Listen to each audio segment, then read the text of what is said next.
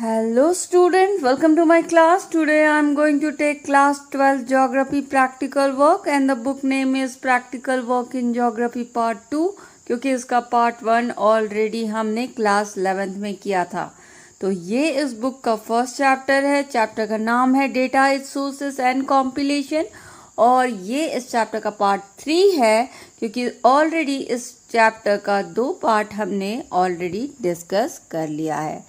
तो चलिए आगे बढ़ते हैं इस चैप्टर में और देखते हैं प्रोसेसिंग ऑफ डेटा के अंतर्गत कि कैसे tabulation and classification of data किया जाता है डिफरेंट क्लासेस में। तो जब आप डेटा को टेबल फॉर्म में प्रेजेंट करते हो तो already in the second part मैंने बताया था कि जब डेटा को प्रेजेंट करते हो टेबल फॉर्म में तो आप उसको एब्सोल्यूट नंबर के थ्रू या परसेंटेज एंड रेशियो के थ्रू या फिर इंडेक्स नंबर के फॉर्म में प्रेजेंट कर सकते हो। सेम वे आप जब डेटा को प्रेजेंट करते हो ना तब आप उस डेटा को डिफरेंट क्लासेस में भी प्रेजेंट कर सकते हो। ठीक है, तो वेरियस स्टेप इन्वॉल्व होता है इसमें। क्या किया जाता है, पहले ग्रुपिंग की जाती है डेटा की।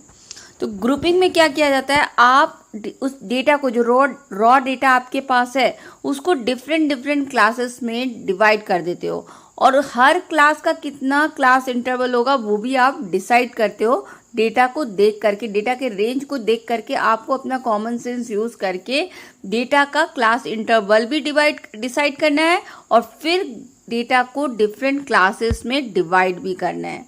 तो क्या प्रोसेस होता है क्लासिफिकेशन का, तो जब आप क्लासेस में डिवाइड कर रहे हो, क्लास इंटरवल डिसाइड कर रहे हो, तो आप 4 एंड क्रॉस मेथड या टेलीमार्क्स मेथड को यूज कर सकते हो।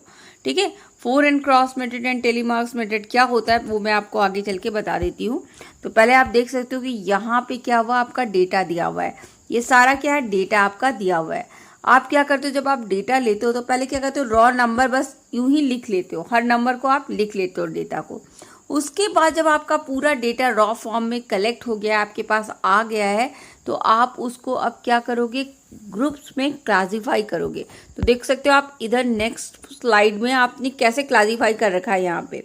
तो आप देख सकते हो कि ये क्या किया, डिफरेंट क्लासेस में इसको डिवाइड कर दिया गया है। क्लासेस क्या होता है, क्लासेस होता है जैसे कि आपको 0 से 10 के बीच में कितने लोग हैं, 10 से 20 के बीच में कितने लोग हैं, 20 से 30 के बीच में क्या किया आपने, एक ग्रुप बना दिया।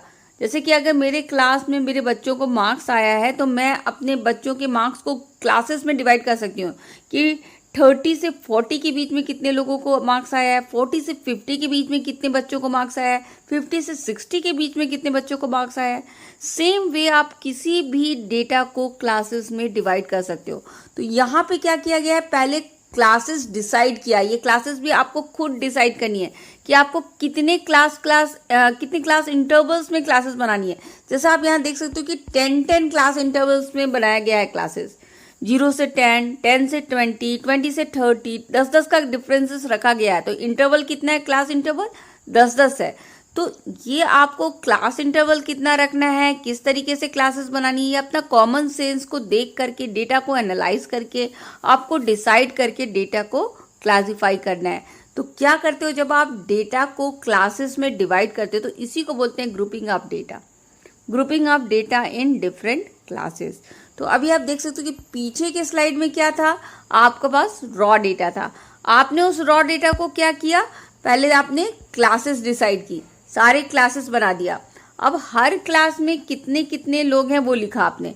जैसे मैं आपको ये फर्स्ट वाला समझा देती हूँ, उसी के हिसाब से आपको बाकी के भी क्लासेस को भरना है। तो जिस पहला क्लास क्या है, 0 से 10 का क्लास। तो 0 से 10 का क्लास में आपको देखना है कि यहाँ पे क्या क्या नंबर 0 से 10 के बीच में आ रही है। तो आप देख सकते हो कि ये 0.2 आ रही है 0 से 10 के बीच में, यहाँ अगेन 0.2 आ रही है, 9 आ रही है एंड देन 6 आ रही है। और पूरे डेटा में कोई भी आपका 0 से 10 के बीच में नहीं आ रहा है। ठीक है, ये जो 10 हो रहा है ना वो आपको यहाँ नहीं लिखना है, उसको आपको 10 से 20 के क्लास में लिखना है। ठीक है, तो 10 को आपको यहाँ नहीं लिखना है। तो आप देख सकते हो यहाँ पे कितने नंबर 0 से 10 के बीच में आ रही है, 4 आ रहे हैं। ठीक है, तो जब 4 आ रहा है यहाँ पर तो आपको क्या करना है, अब आपको यहाँ पे वो चारों नंबर लिख देना है। जैसे हमने पीछे देखा, पीछे 0.2 आया था और एक 0.2 आया था, 0.9 और 0.6 आया था। ये चारों नंबर आपको यहाँ पे लिख देने। तो कितने नंबर हुए फर्स्ट 0 से 10 के बीच में, आप देख सकते हो कि कितने नंबर हुए इनके बीच में, आपको 1 2 3 और 4 नंबर हुए। तो आपको कैसे करना है, आपको 4 लाइन बनानी है, 1 2 3 4, और यही आपका यहाँ बन गया है और इसी को नंबर फॉर्म में आपने यहाँ लिख दिया है।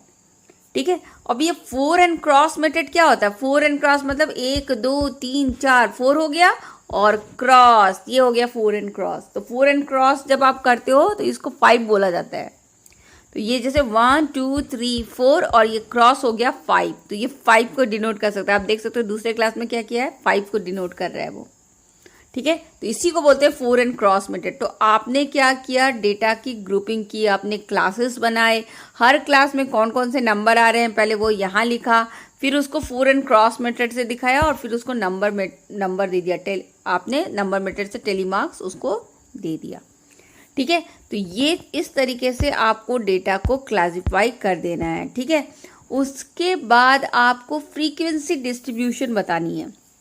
अभी फ्रीक्वेंसी डिस्ट्रीब्यूशन क्या होती है, फ्रीक्वेंसी डिस्ट्रीब्यूशन होती है नंबर ऑफ इंडिविजुअल इस फ्रीक्वेंसी, यानी कि कितने लोग हैं। जैसे कि आप पीछे के स्लाइड में देख सकते हो कि आपको यहाँ पे number of people in each class आपको देखना है। ठीक है, तो कितने लोग हैं इस क्लास में, 1 2 3 4, तो कितने लोग हैं, 4 लोग हैं इस क्लास के बीच में। 0 से 10 के बीच में कितने लोग आए थे, आपको 4 लोग आए थे। तो ये 4 ही इस क्लास का फ्रीक्वेंसी है, समझे। तो ये ही होता है फ्रीक्वेंसी। फ्रीक्वेंसी मतलब कि आपका number of individual in each class. ठीक है, तो फ्रीक्वेंसी क्या हुआ, number of individual is frequency and it shows the frequency distribution. जब आप पूरे फ्रीक्वेंसी हर क्लास का फ्रीक्वेंसी लिख दोगे तो वो फ्रीक्वेंसी डिस्ट्रीब्यूशन बन जाता है। ठीक है, तो column shows the value of variable in different classes. तो ये जो फ्रीक्वेंसी की कॉलम होती है ये क्या दिखाती है आपको कि हर क्लास के लिए कितनी वैल्यू है, मतलब हर क्लास में कितने लोग हैं या कितने डेटा हर क्लास में आती है। ठीक है, फ्रीक्वेंसी आपकी 2 टाइप्स की होती है, एक होती है सिंपल फ्रीक्वेंसी और एक होती है क्यूमुलेटिव फ्रीक्वेंसी। पहले हम देख लेते हैं सिंपल फ्रीक्वेंसी क्या होती है। तो सिंपल फ्रीक्वेंसी सेम वही जो मैं आपको कह रही हूँ, number of individual in each group या इन ईच क्लास। ठीक है, और इसको आप डिनोट करते हो एफ से। ठीक है, तो अब जब सारे एफ यानी हर क्लास का फ्रीक्वेंसी आप काउंट कर लोगे, जोड़ दोगे, तो आपको मिल जाएगा सिग्मा एफ। ठीक है, तो सिग्मा एफ, इस तरह से आप सिग्मा एफ दिखा सकते हो। ठीक है, तो ये आपका सिग्मा एफ बोलो या उसको एन बोलो, सेम चीज, इसको एन भी कहा जाता है, एन भी कहते हो और सिग्मा एफ भी कहते हो। तो हर क्लास की फ्रीक्वेंसी को आप जब जोड़ दोगे ना तो आपको सिग्मा एफ या एन मिल जाएगा। जैसे आप देख सकते हो कि 0 से 10 के बीच में कितना आया, 4 आया, 10 से 20 के बीच में 5, 20 से 30 के बीच में 6। तो ये हर क्लास की फ्रीक्वेंसी है, ये इस क्लास की फ्रीक्वेंसी है, ये इस क्लास की फ्रीक्वेंसी है। ठीक है, और जब आप सारे फ्रीक्वेंसी को प्लस कर दोगे तो आपको आ जाएगा सिग्मा एफ। आपने क्या किया, इन सारे फ्रीक्वेंसी को प्लस कर दिया, आपको आ गया सिग्मा एफ। या तो इसको सिग्मा एफ बोलो या एन बोलो, क्योंकि आपको फ्रीक्वेंसी क्या दिखा रही है, नंबर दिखा रही है ना, कि हर क्लास में एक एक क्लास में कितने नंबर है, कितने नंबर ऑफ इंडिविजुअल है। तो ये आप सिग्मा एफ भी बोल सकते हो, इसको एन भी बोल सकते हो। और ये कितना आएगा, अगर आप इस सबको प्लस कर दोगे ना, ये इन सभी को आप प्लस कर दोगे तो आपको आएगा 60 वैल्यू आएगा। ठीक है, तो ये आपकी फ्रीक्वेंसी है, ये फ्रीक्वेंसी सिंपल फ्रीक्वेंसी है। अभी क्यूमुलेटिव फ्रीक्वेंसी क्या होता है ये भी हम देख लेते हैं। क्यूमुलेटिव फ्रीक्वेंसी क्या होता है इसको हम आगे की स्लाइड में देख लेते हैं। क्यूमुलेटिव, देखिए आपको मैंने बताया फ्रीक्वेंसी 2 तरह की होती है, एक होती है सिंपल फ्रीक्वेंसी जो मैंने आपको बता दिया, अब एक होती है क्यूमुलेटिव फ्रीक्वेंसी जिसको आप CF से डिनोट करते हो। उसके लिए क्या यूज करते हो आप, फ्रीक्वेंसी सिंपल फ्रीक्वेंसी के लिए आप F यूज करते हो और क्यूमुलेटिव फ्रीक्वेंसी के लिए आप यूज करते हो CF।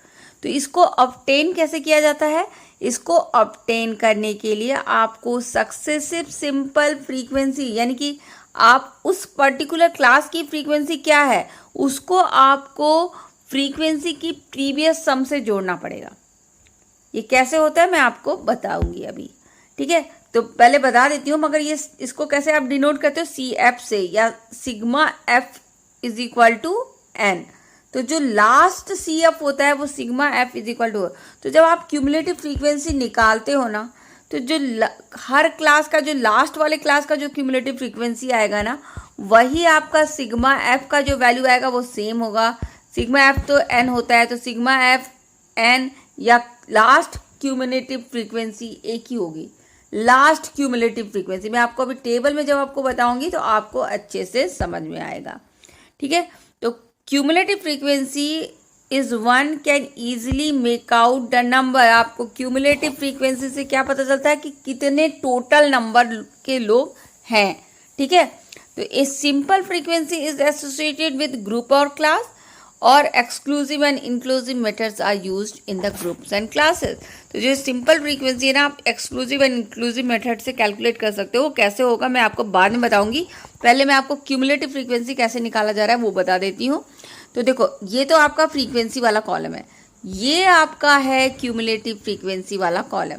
तो इसको कैसे कैलकुलेट किया गया, जैसे मैंने कहा क्यूमुलेटिव फ्रीक्वेंसी क्या होती है, फ्रीक्वेंसी अपने क्लास की प्लस आपकी अपने क्लास की प्लस प्रीवियस क्लास की क्यूमुलेटिव की फ्रीक्वेंसी, ठीक है। तो प्रीवियस क्लास की फ्रीक्वेंसी क्या थी, 4 थी, इस क्लास की फ्रीक्वेंसी क्या है, 5 है। तो आपका क्या हो जाएगा, इस क्लास की क्यूमुलेटिव फ्रीक्वेंसी क्या हो जाएगी, 9 हो जाएगी। आपको प्रीवियस क्लास की फ्रीक्वेंसी एंड इस क्लास की आपकी इस क्लास की फ्रीक्वेंसी और प्रीवियस क्लास की क्यूमुलेटिव फ्रीक्वेंसी को प्लस करनी है। तो पहले वाले में तो क्या करोगे आप, पहला वाला तो पीछे कोई क्लास है नहीं, तो 4 का 4 आ जाएगा।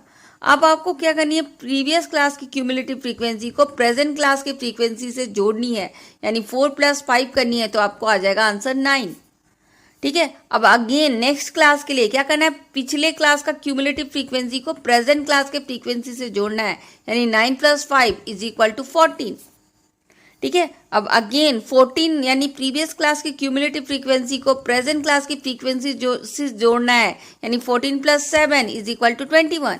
तो दिस मेथड से आप निकाल सकते हो अपना क्यूमुलेटिव फ्रीक्वेंसी। अब आपको एक और बात कही गई थी पीछे, लास्ट जो क्यूमुलेटिव फ्रीक्वेंसी आता है वो सेम होता है सिग्मा एफ = एन। तो हुआ ना सेम, क्या किया गया, इसमें लास्ट में जो क्यूमुलेटिव फ्रीक्वेंसी आया है वो एक्चुअली जो सिग्मा एफ को जोड़ करके आएगा वही होगा, यानी इन सब को जो प्लस करके जो आएगा वही वैल्यू होगी। या सिग्मा एफ यानी कि एन होता है, फ्रीक्वेंसी मतलब क्या होता है, नंबर ऑफ इंडिविजुअल। तो एफ और एन एक ही चीज हुई यहाँ पर। तो आपका सिग्मा एफ और एन जो निकलेगा वही आपका लास्ट वाला क्यूमुलेटिव फ्रीक्वेंसी निकलेगा, ठीक है।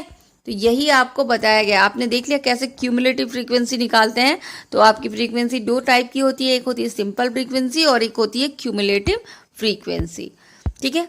अभी हम जो सिंपल फ्रीक्वेंसी है ना उसको 2 मेथड से कैलकुलेट कर सकते हैं, वो मैंने आपको बताया था वहाँ पे, एक्सक्लूसिव मेथड और इंक्लूसिव मेथड। अभी एक्सक्लूसिव मेथड क्या होता है, तो इसमें क्या होता है, एक्सक्लूसिव मेथड में जो अपर लिमिट होता है एक क्लास का, वही उस दूसरे क्लास का लोअर लिमिट बन जाता है। जैसे उसमें कैसे आपको डेटा कैसे दी जाएगी, जैसे 1 to 5, 5 to आपका 10। तो आपका क्या हुआ, देखो इस क्लास का जो अपर लिमिट है वो दूसरे क्लास का लोअर लिमिट बन जा रहा है ना। ये 5 इस वाले क्लास का अपर लिमिट है और वही 5 इस वाले क्लास का लोअर लिमिट बन गया, लोअर साइड में है, लेस साइड में है। तो यही आपको बताया गया है। आपका एक्सक्लूसिव मेथड में क्या होता है, एक्सक्लूसिव मेथड में होता है कि जो अपर लिमिट है एक ग्रुप का वही बन जाता है लोअर लिमिट नेक्स्ट ग्रुप का, ठीक है। तो जैसे 1 to 5, 5 to 10, 10 to 15, इसमें क्या हो रहा है, एक ही नंबर रिपीट हो रहा है। 1 to 5 में भी 5 है और 5 to 10 में भी 5 है, मगर इसमें वहाँ पे वो 1 to 5 में वो अपर लिमिट है और 5 to 10 में वो लोअर लिमिट है। अब जहाँ पर वो अपर लिमिट में होगा ना उस क्लास में, जैसे कि 1 to 5 और 5 to 10 का ग्रुप है, जैसे 1 to 5 और 5 to 10 का ग्रुप है, तो नंबर 5 कहाँ पे इंक्लूड होगी, तो ये जो नंबर 5 है वो यहाँ पे नहीं इंक्लूड होगी, यहाँ पे ये एक्सक्लूड हो जाएगी, नहीं इंक्लूड होगी, और वो इंक्लूड होगी नेक्स्ट क्लास में जहाँ पर वो लोअर लिमिट है। जहाँ पर वो अपर लिमिट है वहाँ पे वो इंक्लूड नहीं होगी, जहाँ पर वो लोअर लिमिट है वहीं पे वो इंक्लूड होगी। आपको मैंने पीछे जब डेटा दिखाया था और जब ग्रुपिंग कर रहे थे तब मैंने आपको कहा था वो 10 आपका 1 to 10 के बीच में नहीं इंक्लूड होगा, वो अगले क्लास में इंक्लूड होगा। वो इसीलिए ही इंक्लूड इस क्लास में होता है क्योंकि ये एक्सक्लूसिव मेथड में क्या किया जाता है, जब आपका सेम क्लासेस, जब आपका जिसमें क्या होता है, जो एक क्लास का अपर लिमिट है वो अगले क्लास का लोअर लिमिट बनता है, तो जो एग्जैक्ट वो नंबर होगा, जैसे 1 to 5 और 5 to 10 का ग्रुपिंग है, तो जो नंबर 5 होगा वो वहाँ नहीं इंक्लूड होगा जहाँ पर वो अपर लिमिट है, वो वहाँ इंक्लूड होगा जहाँ पर वो लोअर लिमिट है। तो इसी को कहते हैं एक्सक्लूसिव मेथड। तो इंक्लूसिव मेथड क्या होता है, इंक्लूसिव मेथड में जो अपर लिमिट है आपका, वो अपर लिमिट जो मतलब जैसे कि 1 to 5 लिखा हो जिसमें इंक्लूसिव मेथड में, तो नंबर 5 आपका इसी में इंक्लूड हो जाएगा, आपका नंबर 5 में इंक्लूड हो जाएगा, क्योंकि इसके क्लास बिल्कुल डिफरेंट होते हैं। इसका 1 to 5 होगा तो नेक्स्ट क्लास होगा 6 to 10। यहाँ पे क्या होगा, 5 को फिर से आपने रिपीट नहीं किया, 1 to 5 है तो नेक्स्ट क्लास क्या है 6 to 10। तो ऐसे डेटा में क्या होगा, जो नंबर 5 होगा वो यहीं पे इंक्लूड हो जाएगा। तो यहाँ पे क्या हो रहा है, अपर लिमिट जहाँ पे है वहाँ पे इंक्लूड हो रहा है, पर पीछे वाले क्लास में 1 to 5 में 5 इंक्लूड नहीं हो रहा था, एक्सक्लूड हो जा रहा था, तो इसीलिए उसको एक्सक्लूसिव मेथड कहते हैं और इसको इंक्लूसिव मेथड कहते हैं। ठीक है, तो ये होता है आपका एक्सक्लूसिव एंड इंक्लूसिव मेथड। आपको एग्जाम्पल के साथ समझाती हूँ तो शायद आपको ईजी से समझ में आए। तो ये देख सकते हो आप, ये एक्सक्लूसिव मेथड का एग्जाम्पल है।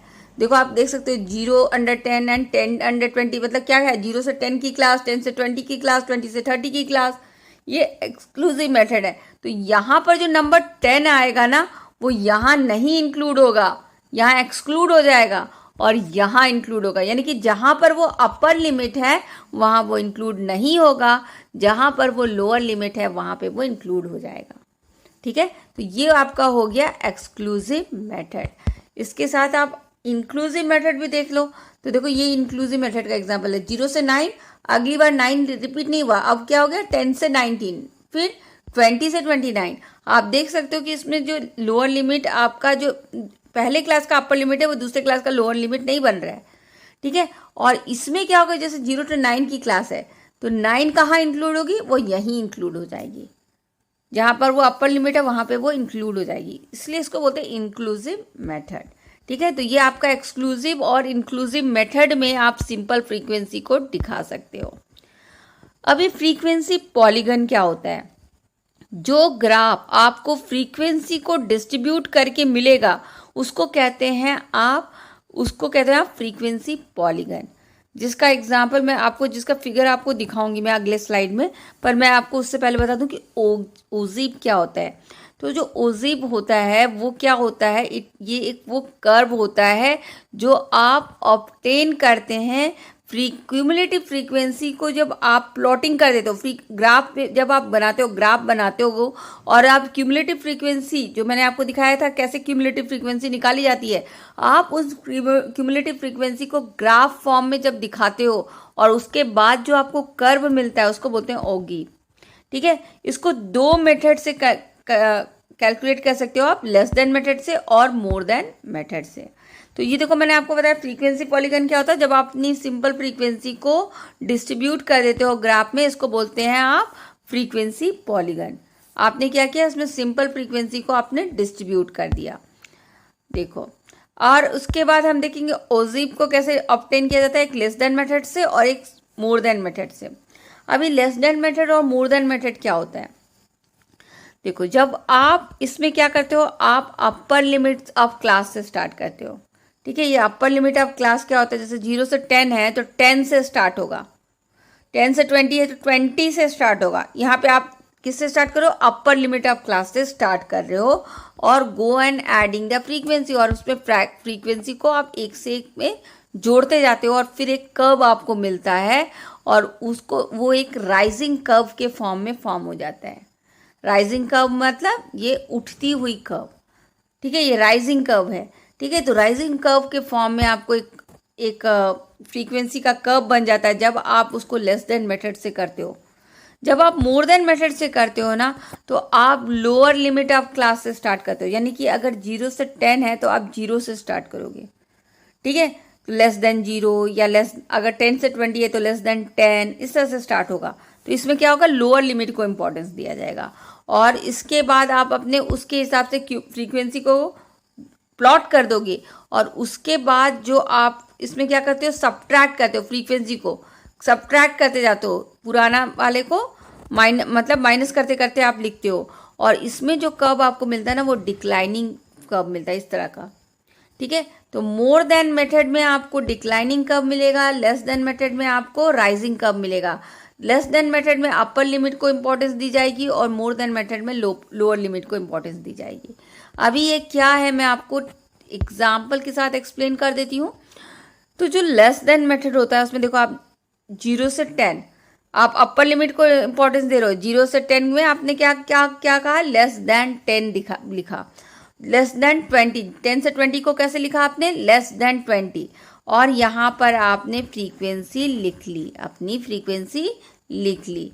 अब आप क्या करोगे, आपने ये टेबल बनाना है। आपने ये क्या, less than 10, less than 20, less than 30, less than 40 इस तरह से प्लॉट कर दिया।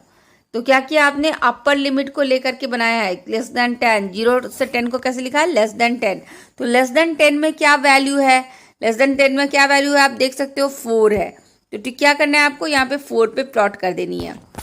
एक मिनट, तो आपको क्या है, लेस देन 10 में 4 वैल्यू है तो आपने क्या करनी है, 4 में पॉइंट बना देनी है। ठीक है, उसके बाद आपका लेस देन 20 में क्या वैल्यू है, आप टेबल पीछे देखो, लेस देन 20 में 9 वैल्यू है। तो आपको क्या करना है, नेक्स्ट में आपको 29 के पास प्लॉटिंग कर देनी है। इसी तरीके से हर नंबर को आप प्लॉट कर देंगे और आपको एक कर्व मिलेगा और वो होगा राइजिंग कर्व। ठीक है, इसको बोलते हैं लेस देन मेथड। ठीक है, जहाँ पे आप अपर लिमिट को इम्पोर्टेंस दे रहे हो और आपको एक राइजिंग कर्व मिलेगा जिसमें आप फ्रीक्वेंसी ऐड करते करते जब प्लॉट करोगे तो आपको एक राइजिंग कर्व मिलेगा। अब मोर देन मेथड में क्या कर रहे हो, आप लोअर लिमिट को इम्पोर्टेंस दे रहे हो। 0 से 10 को कैसे लिखो, मोर देन 0, यानी 0 से ज़्यादा कितने नंबर्स हैं। ठीक है, तो 0 से ज़्यादा आपका कितने नंबर्स थे, क्यूमुलेटिव फ्रीक्वेंसी आपको देखनी है। 60 नंबर था आपका 0 से ज़्यादा, मतलब हर नंबर 0 से ज़्यादा ही था, तो टोटल क्या थे, 60 नंबर आपको आएंगे। फिर आपको मोर देन 10, यहाँ पे आप क्या कर रहे हो, आप लोअर लिमिट को इम्पोर्टेंस दे रहे हो। 10 से ऊंचे कितने लोग हैं, ठीक है, तो उसका आएगा आपको नीचे। क्यूमुलेटिव फ्रीक्वेंसी को आपने उल्टा करके लिख लिया है यहाँ पे क्या किया, क्यूमुलेटिव फ्रीक्वेंसी को ऊपर नीचे वाले चीज़ को आपने ऊपर लिखा, उसके बाद घटाते चले गए हो। ठीक है, तो इस तरह से आपको क्यूमुलेटिव फ्रीक्वेंसी को प्लॉट कर देनी है। आपको मोर देन मेथड में क्या करना है, लोअर लिमिट को इंपॉर्टेंट देके more than 0, more than 10, more than 20 ऐसे लिख लेनी है। और मोर देन 0 आपका क्यूमुलेटिव फ्रीक्वेंसी उल्टे तरीके से निकले, यहाँ पे लिखा जाएगा। तो जो सबसे ऊपर वाला फ्रीक्वेंसी क्यूमुलेटिव फ्रीक्वेंसी ऊपर लिखाएगा और सबसे नीचे वाला छोटा वाला नीचे लिखाएगा। ठीक है, तो इस तरीके से आपको क्यूमुलेटिव फ्रीक्वेंसी लिख लेनी है और उसको प्लॉटिंग कर देनी है। जैसे कि आपने क्या किया, यहाँ पे लिख दिया 0, less more than 0, more than 10, more than 20, more than 30। इस तरीके से आपने एक्स एक्सेस में लिख ली और वाई एक्सेस में आपने नंबर लिख लिया, क्यूमुलेटिव फ्रीक्वेंसी लिख ली। ठीक है, उसके बाद आप प्लॉटिंग करने लगोगे। 0 से 10 के बीच में कितने थे, 60 थे। ठीक है, इसी तरीके से 0 से 10 के बीच में कितने थे, 0 से 20 के बीच मतलब मोर देन 10 के बीच में कितने थे, मोर देन 20 के बीच में कितने थे, ये सारी आपको लिख लेनी है। और जब आप ये लिख करके जब प्लॉट कर लोगे और प्लॉट करके उस कर्व को ज्वाइन कर दोगे तो आपको एक डिक्लाइनिंग कर्व मिल जाएगा।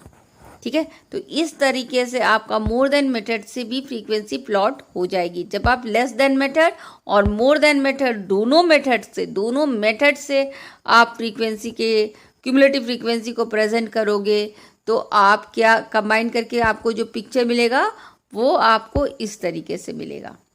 आपने इस वाले ग्राफ में क्या किया है, लेस देन मेथड को भी दिखा दिया है और मोर देन मेथड को भी दिखा दिया है। तो इसमें आपने लेस देन मोर देन नहीं लिखा है, इसमें आपने क्या लिख दिया, 0 से 10, 10 से 20, 20 से 30 इस तरह से क्लास लिखी है। और आपने दोनों को लेस देन मेथड से भी दिखा दिया है, मोर देन मेथड्स को भी दिखा दिया और इस तरह से आपकी फ्रीक्वेंसी टेबल की ग्राफ रेडी हो जाएगी। तो यही है आपका ये फर्स्ट चैप्टर और इसके साथ ही आपके फ्रीक्वेंसी डिस्ट्रीब्यूशन और ओग्जिव कर्व्स के साथ ही आपका ये चैप्टर ख़त्म होता है। जो अगला पार्ट है उसमें मैं आपको एक प्रैक्टिकल बुक दिखाऊंगी बच्चे का, जिसको देख करके आप प्रैक्टिकल किस तरीके से इसको प्रैक्टिकल के रिकॉर्ड बुक में बनानी है उसका आपको आइडिया मिल जाएगा। Students, so I hope you understand this chapter. If you understand this chapter, please like, share and subscribe MP Social View. Thanks for watching and happy learning.